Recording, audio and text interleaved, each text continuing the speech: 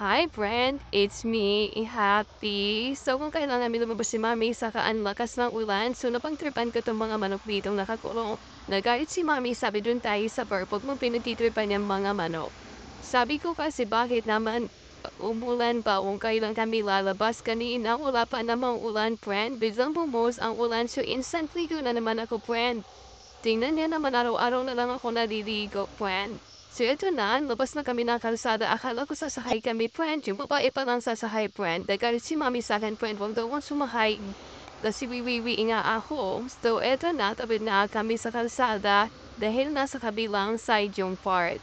So dito, friend, ang pangalawang wiwi ko, tinakot ko si mami ko. Gusto ko sana salubungin yung sasakyan, friend. Pero joke lang yung friend.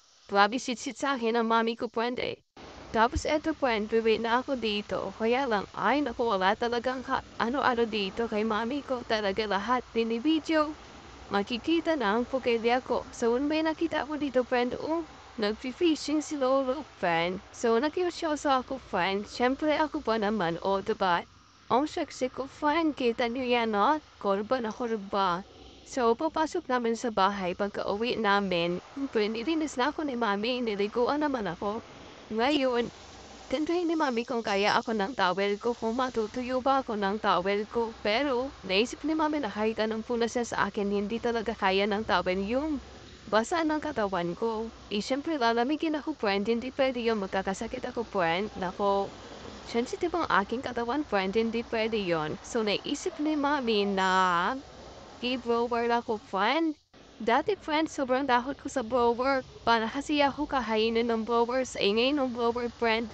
Pero sabi nga nila, diba, ang lahat ng bagay ay sanayan lang. Kaya ito na ako ngayon, friend, habang binoblower, friend. Huwag mo lang, friend, i-blower yung aking tenga, friend. Kasi tatakbo ako, friend, pag ganon. Kaya, pag sa bandang tenga na tinatakpan ni mami yung tenga ko, tapos ang binoblower nila yung bandang labas, yung blower, friend, warm.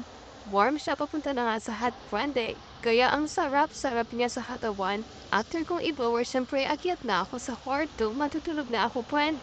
Alas 9 lang mo ito, friend, pero tulog is life, so bye friend. Tulog muna ako ulit, friend. Damaya na ulit tayo mag-uwi, friend. Bye.